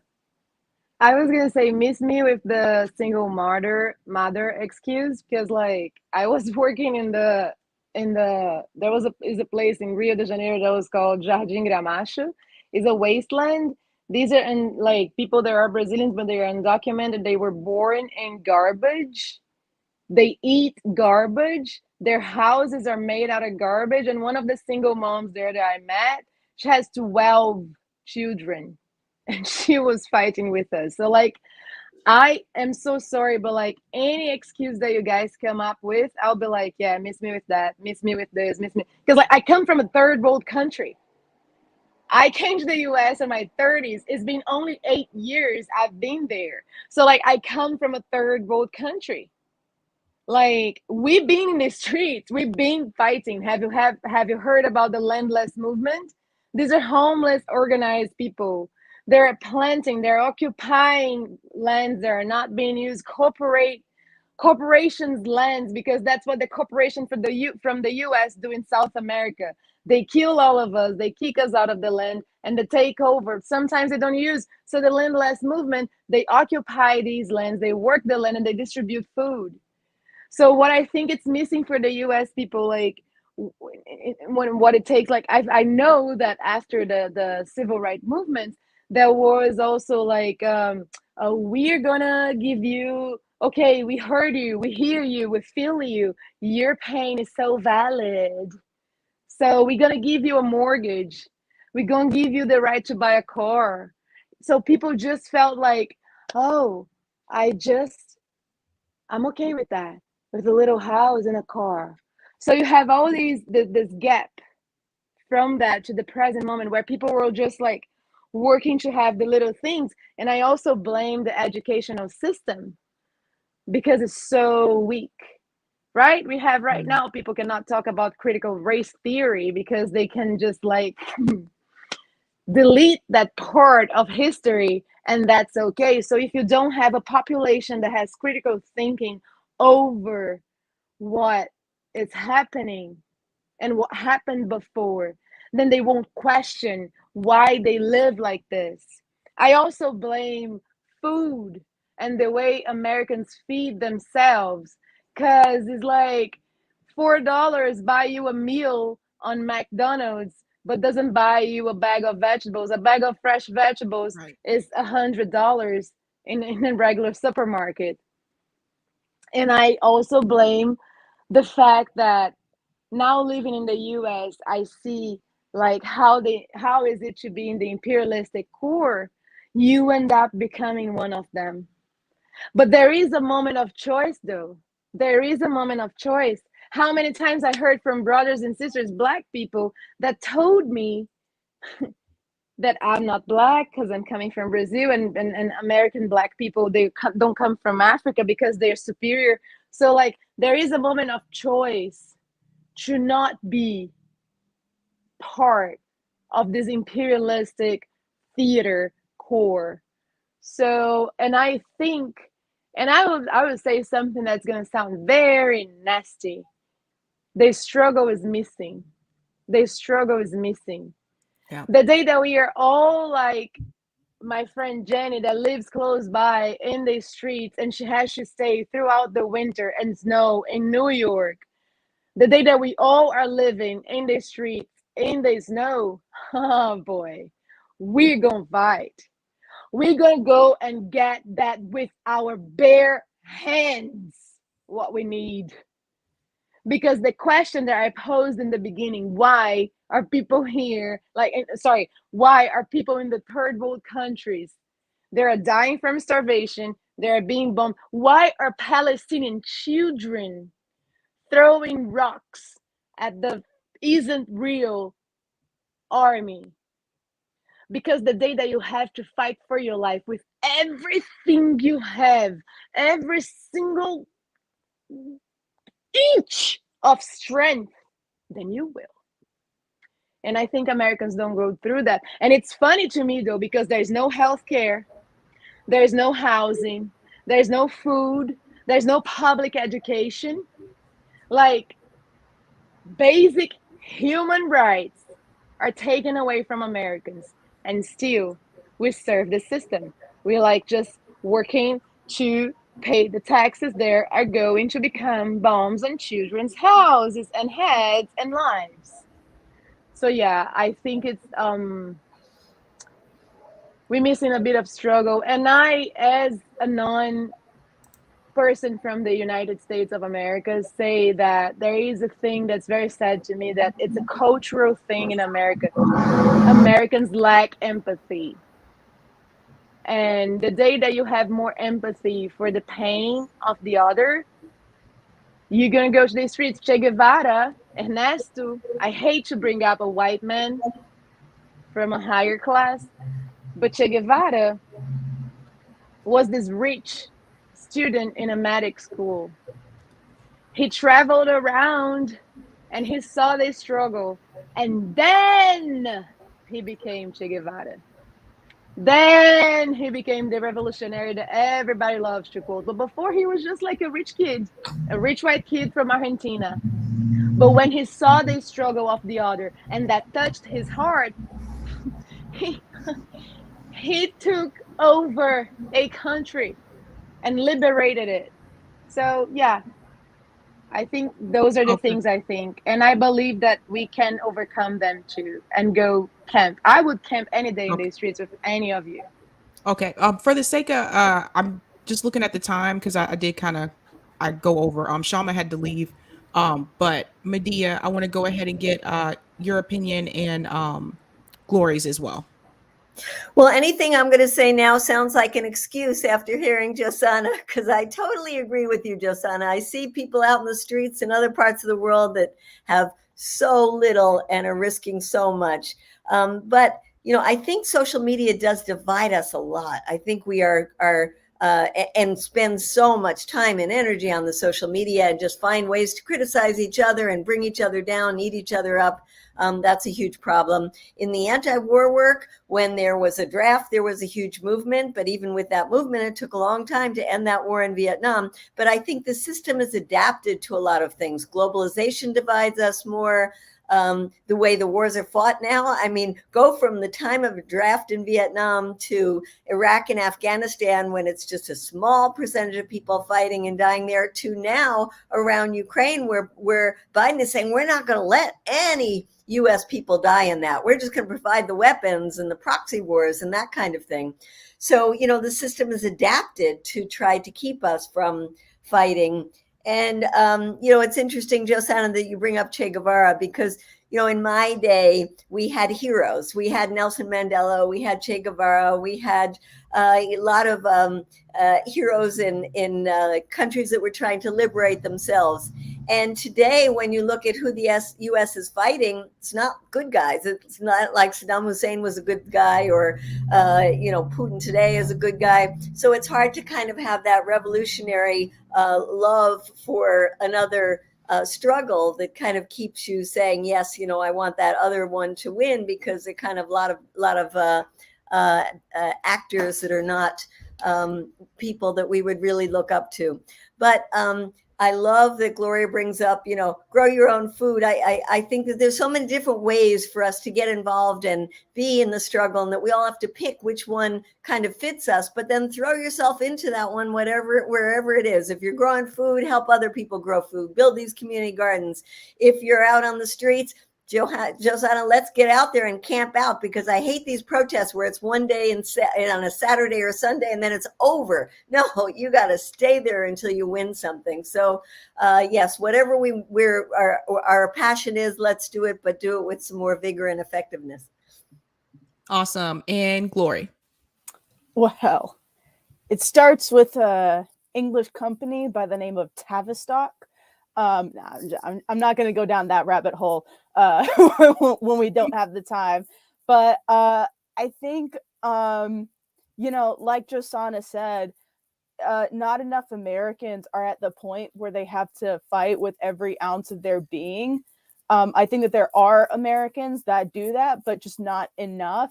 And also, I think with regards to America in the West, there's also just this fair degree of psychosis that's making people focused on purely material material needs, that's making people and that's what drives people to focus on brands, to go all in on consumer culture, as opposed to using that money to invest back into your community. Rather than teaching themselves, people are resorting to, extreme forms of consumerism and wanting to brand themselves, wanting to use that as a means to gain some sort of standing, as opposed to actually breaking down that very hierarchy that enables those sorts of standings based on, very shallow things that stands on the backs of poor people, and especially poor Black and brown people. So I think, in a sense, especially when it comes to the division of the working class as well, via so many propaganda. I mean, one thing that happened when the military-industrial complex was put forth in its inception, it also gained this extra propaganda arm. And now Ray McGovern calls the whole thing the Mickey MAT, which is the Military-Industrial Congressional Intelligence Media Academia Think Tank Complex, because you have all these forces coming together to throw relentless propaganda at people. And I don't think that just covers something like war. I think it covers these whole psyops that have just been thrown at us relentlessly. I mean, if you think about it, this is something that I can speak to especially, but you have a whole generation of people that don't know what a pre 9/11 world is like. And which is like, like I can't speak to what that's like. I can't speak to what kind of freedoms, people might have had before, because I just didn't live through it, So I think it's not only that, you have all these psyops that are just constantly thrown at us that like pacify and just like, pussify Americans into like irrelevance, and not wanting to get out on the streets to do anything, and wanting to rather secure their own their own financial freedom, which really isn't financial freedom if it's within the same system that's enslaving us all. Well said. Thank you to everyone on the panel. I'm so sorry I went over time. I have to work on that. But I'm not, but I love you, Sabby. I do want to say, I hope you guys learned something from watching the Women's Summit this weekend, from the 4 panels, or at least one of the panels. I hope you learned something new. I think this has been really educational, and it was great to get like all of you together, just like on different panels, different voices, different minds. I think that's important to hear. I do want to give a very special shout out to Robin Durling, because had it not been for Robin, I don't think I could have done this on my own. She did all of the graphics for this. So if you see Robin, I'm not sure if she's still in the chat, but if you see her on Twitter, give her a special shout out. You can also support her on Ko-fi, because she created all the graphics, and those things take a lot of work, and I don't have that skill set. So thank you so much to Robin, and to all of you who promoted these events, these panels. Thank you so much. I know a lot of you promoted them on Twitter. Shout out to Hard Lens, and shout out to Jimmy Dore for having me come on to promote this event. Thank you so much. And I see there's a lot of men in the chat, and I want to say, like, I appreciate you. Thank you for listening to these conversations. Because even though they're women's panels, we want everyone to hear this information. So, and thank you so much to everyone on the panel. Thanks so much. Thank you so much, Sabby. Thank you so much for having me. Thank you. This was wonderful. Bye. Great to be with you all. Bye. Bye. Oh, wait, we're still live? Or... Yes. Okay. I'll do that again. Love y'all. Thank you. Bye-bye. Bye-bye. Bye-bye. Thanks.